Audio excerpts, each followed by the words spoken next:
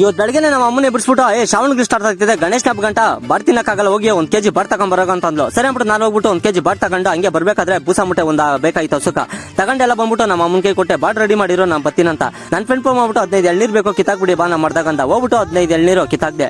ನಾನು 5 ಎತ್ಕೊಂಡೆ ಅವ್ನ್ಕ 10 ಎಳ್ನೀರು ಕೊಟ್ಟಿದ್ದೆಲ್ಲ ಆದ್ಮೇಲೆ ನಾನು ಮನೆ ಕಡೆ ಬಂದೆ. ಪಾಪ ನಮ್ಮ ಅಮ್ಮನ ಬಾಟ್ ರೆಡಿ ಮಾಡಿದ್ಲು. ಸಿಟಿ ಕಡೆ ಇದನ್ನ ಮಟನ್ ಅಂತಾರೆ, ನಮ್ಮ ಹಳ್ಳಿ ಕಡೆ ಬಾಡ್ ಅಂತೀರಿ. ಸೇಮ್ ತಿನ್ಕೊಂಡು ನಾನು ಹಸುದ ಹತ್ರ ಹೋದೆ. ಹೋಗೋ ಫಸ್ಟ್ಗೆ ಪಾಪ ನನ್ನ ಫ್ರೆಂಡ್ಸ್ ಉಳ್ಕೊಯ್ದಾಕ್ಬಿಟ್ಟು ಕುತ್ಕೊಂಡಿದ್ರು. ನಾನು ಪೋರೆಟ್ ಕೂಡ ಎತ್ಕೊಂಡು ಹೋಗಿದ್ದೆ. ಯಾಕಂತಂದ್ರೆ ಕೊತ್ತಂಬರಿ ಬೀಜ ಚೆಲ್ಬೇಕಾಗಿತ್ತು. ನಮ್ಮ ಹಣ್ಣು ಬೀಜ ಎಲ್ಲ ಚೆಲ್ಬಿಟ್ಟು ನಾನು ಪೋರೆಟ್ ಎಲ್ಲ ಚೆಲ್ಲಿದ್ದಲ್ಲಾದ್ಮೇಲೆ ಎತ್ತುಗಳು ಕೂಡ ಬಂದಿದ್ವು. ನಾನು 1-2 ಕಡೆಗೂ ಅಲ್ವೇ ಹೊಡೆದೆ. ಯಾಕಂತಂದ್ರೆ ಪೋರೆಟ್ ಏನ್ ಕಪ್ಪ ಚೆಲ್ಲೋದಂದ್ರೆ ಬೀಜಗೇನು ಡ್ಯಾಮೇಜ್ ಆಗ್ಬಾರ್ದಂತ. ನಮ್ಮೂರಾಗ ನಮ್ಮ ಹುಡುಗರು ಕೇಳ್ತಾ ಇದ್ರು, ಅಣ್ಣ 50K ಸ್ಪೆಷಲ್ ನಮ್ಗೇನಿಲ್ಲ ಅಂತ, ಟಿಕೆಟ್ ಏನು ಕೊಡ್ಸಲ್ಲ, ಬೇಕಾದ್ರೆ ನಿಮ್ಗೆ ಏನ್ ಬೇಕೋ ಹೆಲ್ಪ್ ಕೇಳಿ ನಾನು ಮಾಡ್ತೀನಿ ಅಂತಂದೆ. ನಮ್ಮ ಹುಡುಗರು ಅಣ್ಣ ಬ್ಯಾಟುಗಳು ಬಾಲ್ಗಳು ಕೊಡ್ಸ್ಬಿಡೋಣ ಸಾಕು ಅಂತಂದ್ರೆ. ಸರಿ ಬಿಟ್ಟು ಅದನ್ನೆಲ್ಲ ತಗೊಂಡು ನಾನು ಟೈಮ್ ನೋಡಿದ್ರೆ ಮಧ್ಯಾಹ್ನ 3 ಗಂಟೆ ಆಗಿತ್ತು. ನಾನು ಎಲ್ಲಪ್ಪ ಇದನ್ನೆಲ್ಲ ತಗೊಂಡಿದ್ದೆ ಅಂದ್ರೆ ಮಾಲೂರಲ್ಲಿ.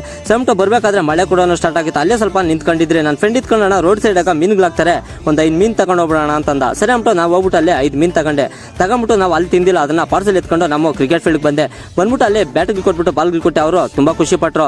ನಾನು ಒಂದು ಮ್ಯಾಚ್ ಆಡೋ ಅಂತಂದ್ರೆ ನಾನು ಒಂದು ಮ್ಯಾಚ್ ಆಡ್ಕೊಂಡು ಟೈಮ್ ನೋಡಿದ್ರೆ ಸಂಜೆ 7 ಗಂಟೆ ಆಗಿತ್ತು. ನಮ್ಮ ಹುಡುಗರು ಇತ್ಕೊಂಡು ಅಣ್ಣ ಮೀನು ತಂದಿದ್ಯಲ್ಲ, ನಾನು ನೀರು ತಗೊಂಬತ್ತೀನಿ ತೋಟಕ್ಕೆ ಹೋಗೋಣ ಅಂತಂದ್ರು. ಸರಿ ಅಂದ್ಬಿಟ್ಟು ಅವನು ನೀರು ತಂದಿದ್ನೋ, ನಾನು ಮೀನು ತಗೊಂಡು ಹೋಗಿದ್ನಿ. ಎಲ್ಲ ತಿನ್ಕೊಂಡು ಟೈಮ್ ನೋಡಿದೆ ಮನೆಗೆ ಬರಕ 9 ಗಂಟೆ ಆಗಿತ್ತು. ಬರೋ ಫಸ್ಟ್ಗೆ ಪಾಪ ನಮ್ಮ ನಾಯಿ ಕೂಡ ನನಗೋಸ್ಕರ ಕಾಯ್ತಾ ಇತ್ತು. ನನ್ಕಿರೋ ಊಟದಾಗ ಅದು ಸ್ವಲ್ಪ ನಾನು ಸ್ವಲ್ಪ ತಿನ್ಬಿಟ್ಟು ಮಲ್ಕೊಂಡ್ರೆ. ಇವತ್ತಿನ ಕತೆ ಇಷ್ಟು, ನಾಳೆ ಸಿಗ್ತೀನಿ.